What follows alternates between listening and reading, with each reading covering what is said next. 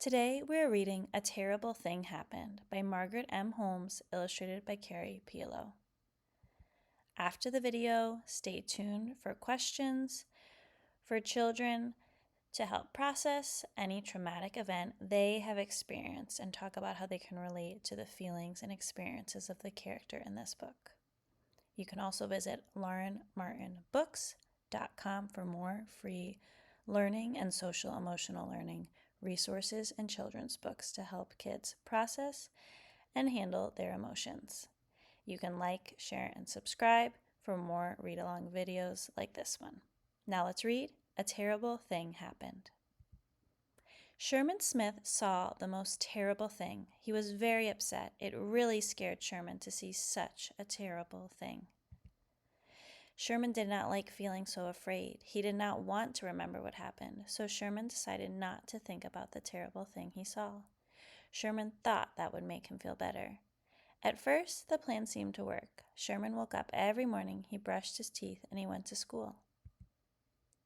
Sherman played with his friends, he teased his sister, and he walked his dog. Everything seemed all right for a while, but something inside of Sherman was starting to bother him. Sherman had to play more, run faster, and sing louder in order to forget the terrible thing he saw. Other things started happening to Sherman too. Sometimes he did not feel hungry. Sometimes his stomach hurt or his head hurt. Sometimes he felt sad, but he didn't know why. Sometimes he was nervous for no reason at all. Sometimes he did not sleep very well. Sometimes when he did sleep, he had very bad dreams. The bad dreams scared Sherman. All of these things made Sherman angry. It seemed like Sherman was angry all the time. Sherman started getting into trouble at school. Sometimes he felt so angry that he did mean things. Getting into trouble so often made Sherman feel bad. Sherman didn't understand all of his bad feelings. He felt confused. Sometimes parents help children figure out their feelings. Sometimes teachers or other grown-ups help. That is how Sherman met Miss Apple. Miss Maple helped Sherman think about his feelings. She listened while Sherman talked to her. They played while they talked. Sherman did not feel as mixed up when he talked to Miss Maple. Once when Sherman and Miss Maple were coloring, she told him to draw a picture of how he felt and when he was angry. This seemed like a strange thing to draw, but Sherman did it. After that, Sherman drew lots of pictures of the pain in his stomach, pictures of the bad dreams he had, pictures of the fear he felt, and at last pictures of the terrible thing he saw. Sherman and Miss Maple talked about the pictures. He asked if the terrible thing he saw was his fault.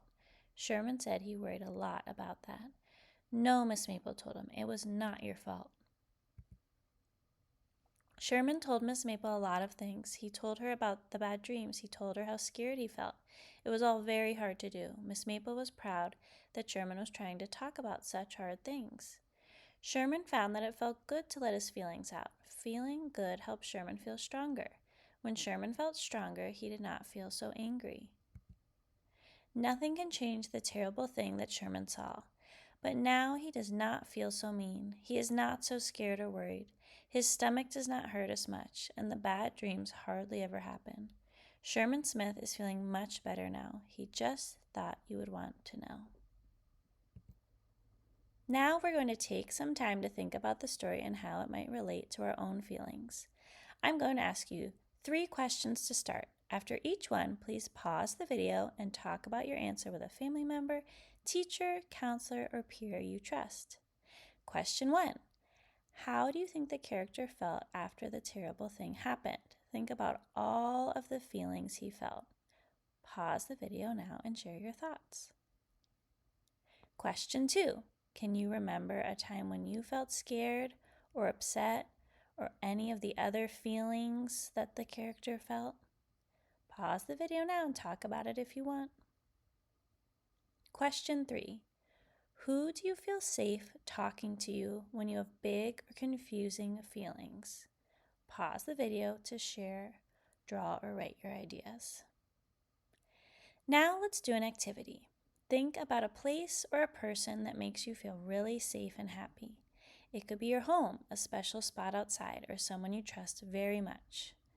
Pause the video and draw a picture or write about your safe place or safe person.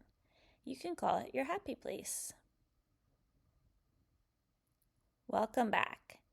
Here's another question for you. What helps you calm down when you feel upset, scared, or angry? Pause the video to talk about ways that work for you. Let's try one more activity together. Imagine that a friend is feeling sad or scared.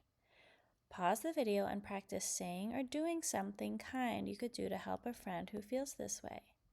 You can try this with your family, friends, or classmates. Thank you for taking the time to think and talk about these feelings. Remember, it's okay to feel scared or upset sometimes. You are never alone, and there are always people who want to listen and help. If you want, you can watch this video again or share it with someone you trust.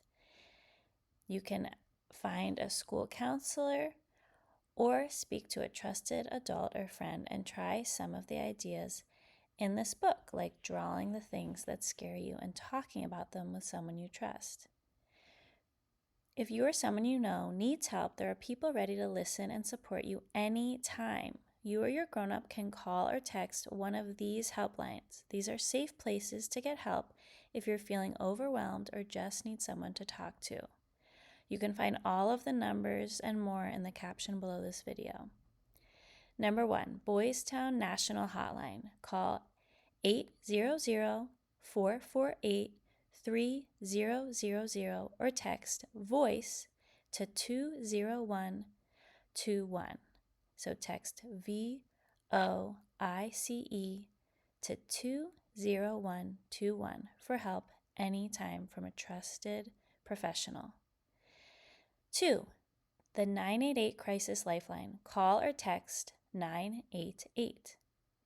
Kids in Crisis Helpline. Call 203-661-1911. NAMI Helpline. Call 800-950-6264 or text NAMI to 62640.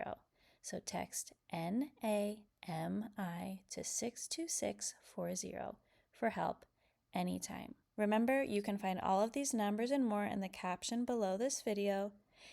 Visit laurenmartinbooks.com for children's books geared to teach social, emotional learning skills like emotional intelligence, and find free resources for parents and teachers for educational purposes, academic and social emotional learning. Like, share, and subscribe to Lauren Martin Books for more videos like this one. Finally, and most importantly, the child may already feel very different from others because of their experience. Their self-esteem could, in fact, be greatly diminished. It is important that the child not be singled out for special privileges or compensations. They need to feel a part of the peer group and should be expected to function accordingly. Be prepared to listen well with your ears, eyes, and heart to what your child has to teach you about their grief. Consider having the child meet with a professional, if even for one session, to rule out the need for formal therapy. Remember, you are not alone. There are always people who want to help and listen.